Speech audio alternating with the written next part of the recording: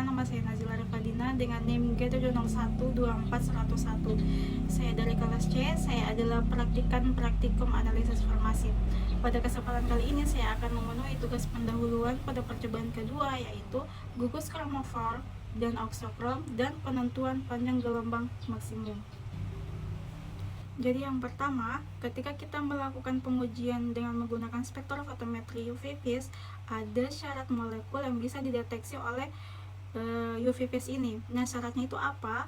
Bahwa si molekul ini, misal kita ambilnya paracetamol. Nah, paracetamol ini untuk dia bisa dideteksi oleh spektrofotometri UV vis, dia itu harus memiliki struktur kimia, yaitu berupa ikatan rangkap yang terkonjugasi. Alasannya kenapa? Jadi ketika molekul ini punya ikatan rangkap terkonjugasi, artinya dia itu akan memiliki elektron yang longgar. Artinya apa? Dia akan mudah ditembak oleh sinar UV.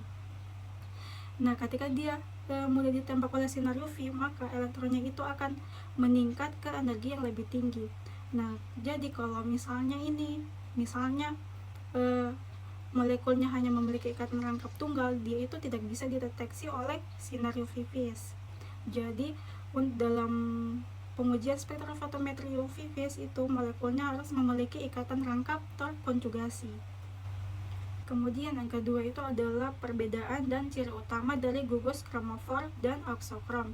Nah, jadi pada gugus kromofor dia itu berfungsi sebagai bagian yang menyerap cahaya, sedangkan gugus auxokrom dia itu berfungsi sebagai bagian yang dapat meningkatkan penyerapan dari gugus kromofor tadi itu. Nah, sedangkan ciri utama dari gugus kromofor dia itu memiliki ikatan rangkap seperti cincin benzen, sedangkan gugus auxokrom dia itu memiliki gugus jenuh. Artinya apa? Dia itu memiliki elektron bebas seperti hidroksil ataupun amina.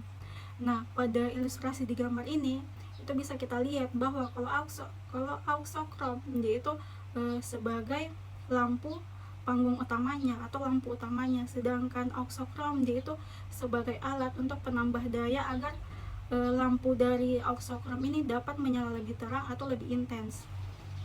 Kemudian yang ketiga, ketika spektrofotometri UV vis ini itu mengidentifikasi perubahan struktur setelah penambahan NaOH atau basa pada sampel, itu akan terjadi sebuah fenomena. Fenomena itu apa? Nah, jadi ketika penambahan basa atau NaOH itu akan terjadi fenomena di mana dia akan mengubah bentuk dari molekul tersebut. Artinya apa? Ia akan membuat bahwa molekul tersebut bisa lebih mudah menyerap energi yang rendah atau bisa mudah menyerap energi pada panjang gelombang yang lebih besar atau maksimum. Nah, kemudian yang keempat, kenapa setiap molekul itu mempunyai panjang gelombang maksimum yang spesifik? Karena kenapa? Jadi dalam pengujian spektrofotometri UV vis, setiap molekul itu memiliki sidik jari yang berbeda. Kita umpamakan sebagai sidik jari. Nah, setiap orang punya sidik jari yang berbeda.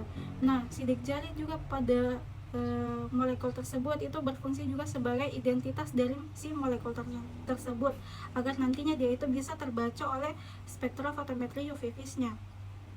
Nah, ketika dia kan ini berfungsi sebagai identitas dari suatu molekul.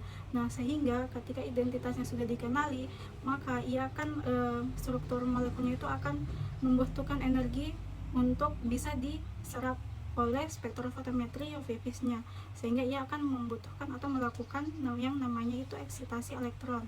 Nah, seperti yang digambar ini, itu kan di sini kan ada paracetamol sama kafein. Nah, paracetamol dan kafein ini kalau kita lihat di gambar, dia itu memiliki panjang gelombang maksimum yang berbeda.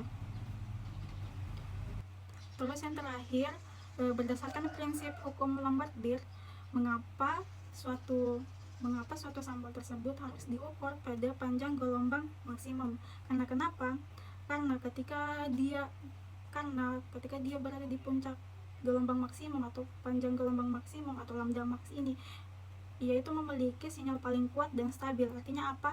Ketika dia memiliki sinyal yang paling kuat, artinya dia itu sensitif terhadap perubahan kadar. Nah, ketika dia itu stabil, maka dia itu aman dari kesalahan kecil yang terjadi pada alat spektrofotometri UV vis-nya tersebut.